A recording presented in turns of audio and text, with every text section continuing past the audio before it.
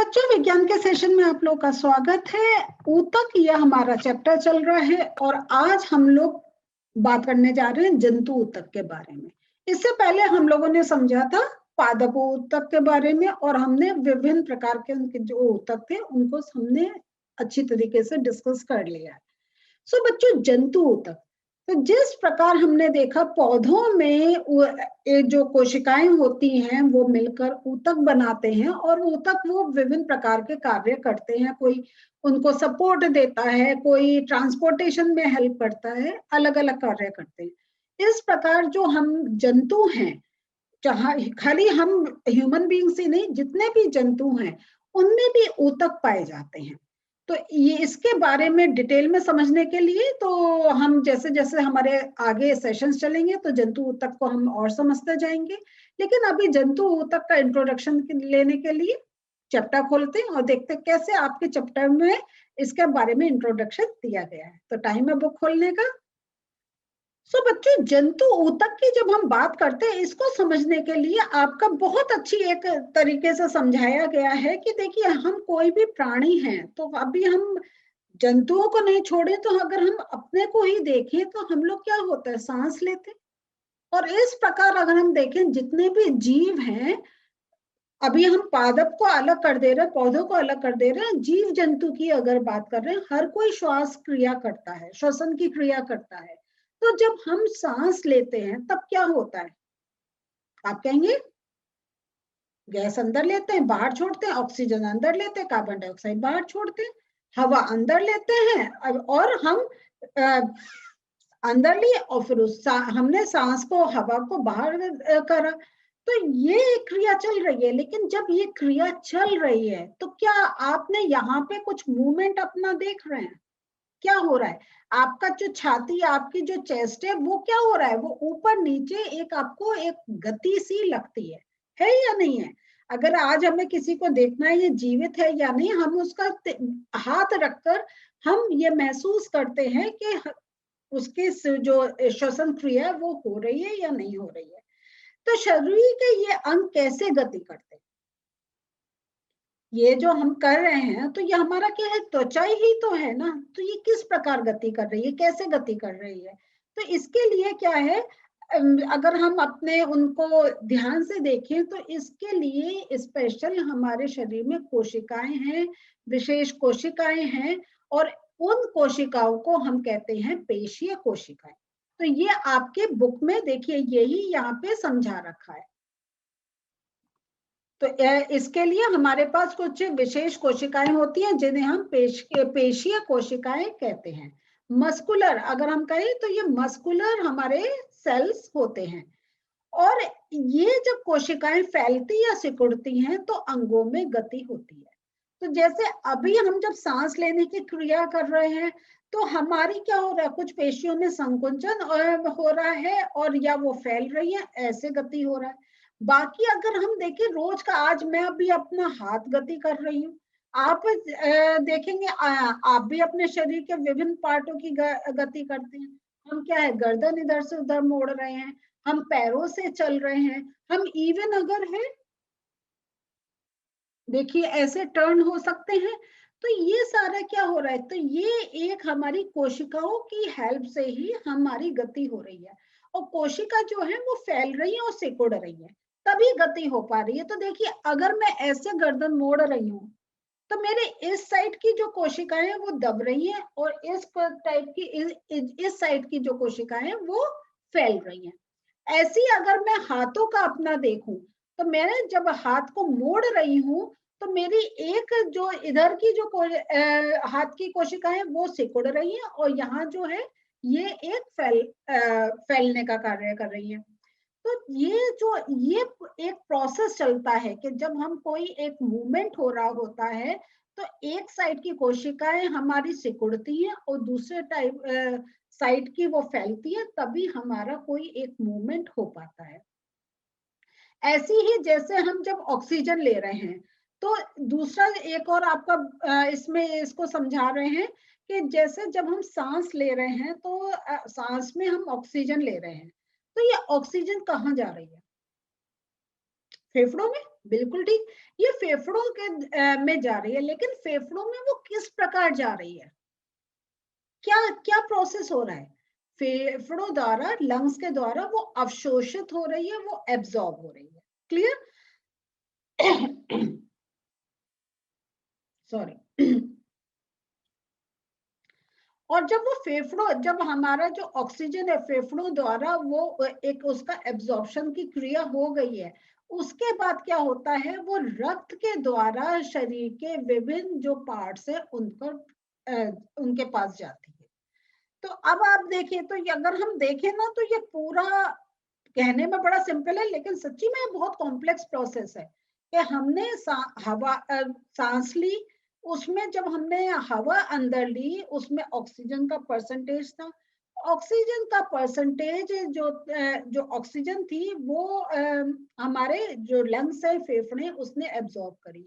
अब उस ऑक्सीजन का होना क्या है, उस ऑक्सीजन को हमें अपने शरीर की हर कोशिका तक पहुंचाना है, चाहे हमारे हाथ पैरों की कोशिका हो, हमारे पेट की कोशिका हो, हमारे सिर की कोशिका हो, हमारी, क्योंकि पूरा बॉडी हमारा सेल से बना हुआ है, तो हर कोशिका के पास वो ऑक्सीजन जानी है। तो वो उसके लिए क्या होगा, क्योंकि वो तो लंग्स ने एब्जॉर्ब कर ली, तो बाकी सारे पार्ट्स में कैसे जाएगी, बाकी सारे पार्ट्स में वो ब्लड के द्वारा जाएगी। अब प्रश्न ये आता है कि सेल्स को ऑक्सीजन की जरूरत क्यों है? आई बात समझ में कि हमने कहा उनके पास ब्लड के द्वारा जाएगी, समझ में आ गया, लेकिन आवश्यकता किस बात की है? तो आपको याद है हमने माइटोकॉन्ड्रिया के बारे में पढ़ा था या नहीं? देखिए, माइटोकॉन्ड्रिया का कार्य के बारे में पढ़ा था। तो माइटोकॉन्ड्रिया क्या है? It is the power house of the cell, है ना? तो ये यहाँ पे ये पूरी ऊर्जा को, जो हमारे शरीर को ऊर्जा चाहिए, उसका वहां पे प्रोडक्शन होता है। तो ये जो है, तो इसके लिए तो, और उस एनर्जी प्रोडक्शन के लिए क्या होता है, ये जो हमारे और इसको हम थोड़ा सा ऐसे समझते हैं कि जो माइटोकॉन्ड्रिया कहाँ उपस्थित है, कोशिका में, और हमारे शरीर में अनेकों कोशिकाएं हैं, तो समझ लीजिए इस प्रकार अनेकों माइटोकॉन्ड्रिया है। ठीक है। अब ये हमारा क्या है, ये हमारा power house of the cell है, जो हमें एनर्जी प्रोडक्शन करता है। तो उसको वो एनर्जी प्रोडक्शन के लिए ऑक्सीजन की नीड होती है, तो वो ऑक्सीजन की नीड होती है, और उसके साथ साथ उसको भोजन, जो अगर ग्लूकोज का है उसकी नीड होती है।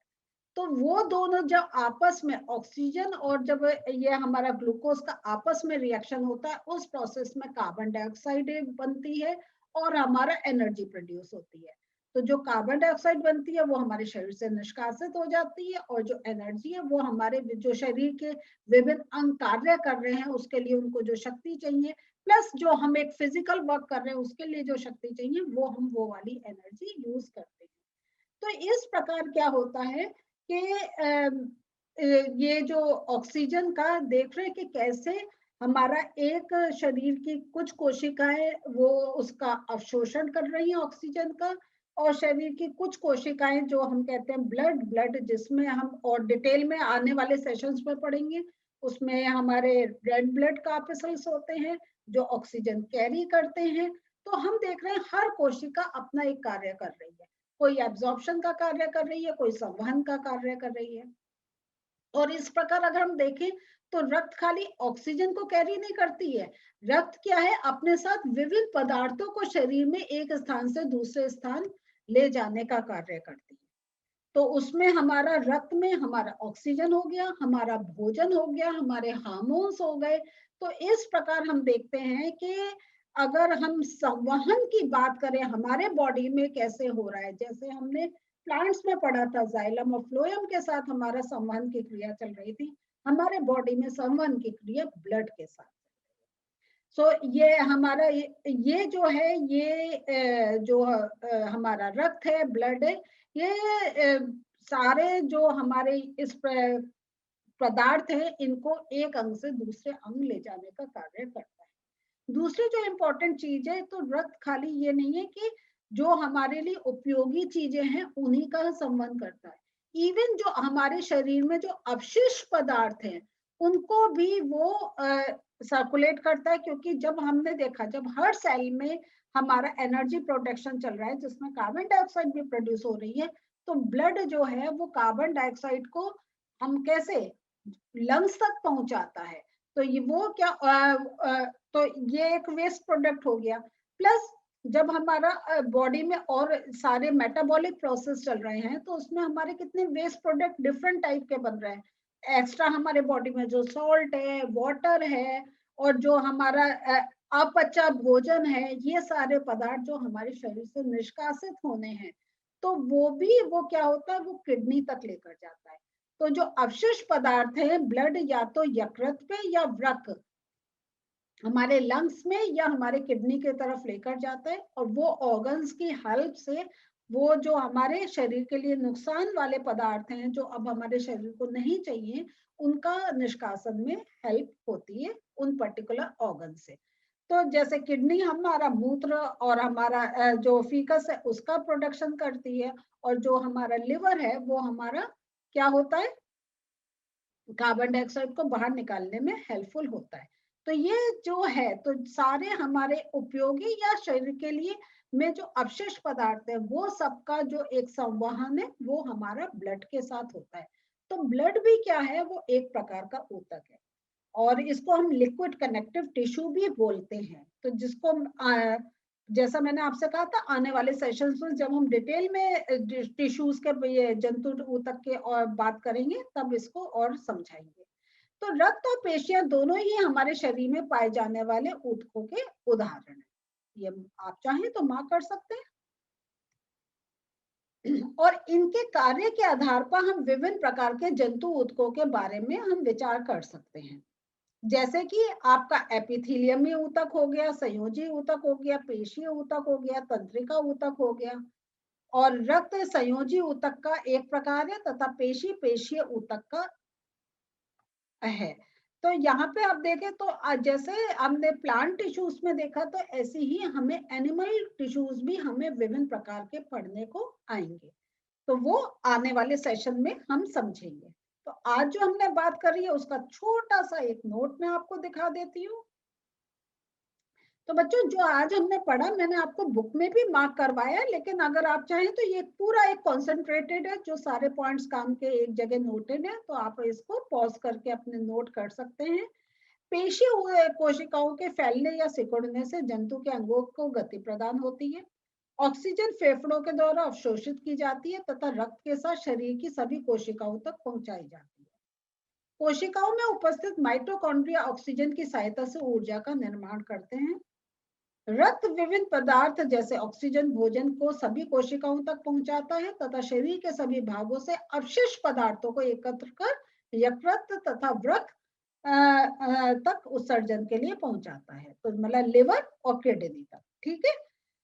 और अब जो हम देखेंगे आने वाले सेशंस में हम जंतु ऊतक को डिटेल में समझेंगे। तो जंतु ऊतक हमारे 4 मेन प्रकार के हैं: एपिथेलियल ऊतक, संयोजी ऊतक, पेशीय ऊतक और तंत्रिका ऊतक। तो ये उनके फंक्शंस के आधार पे हमने ऊतकों को डिफरेंट ये 4 कैटेगरीज में रखा है, जो हम आने वाले सेशंस में डिटेल में समझेंगे। तो बच्चों आज हम लोगों ने एक इंट्रोडक्शन ले लिया जंतु ऊतक का अर्थ क्या है, और आपने देखा ये 4 प्रकार के हैं, हमने अभी बेसिक कैटेगरी में डाले हैं। तो नेक्स्ट उसमें हम एपिथेलियल ऊतक के बारे में डिटेल में समझेंगे। तो तैयार रहिए नेक्स्ट सेशन के लिए, मिलते हैं फिर से, बाय।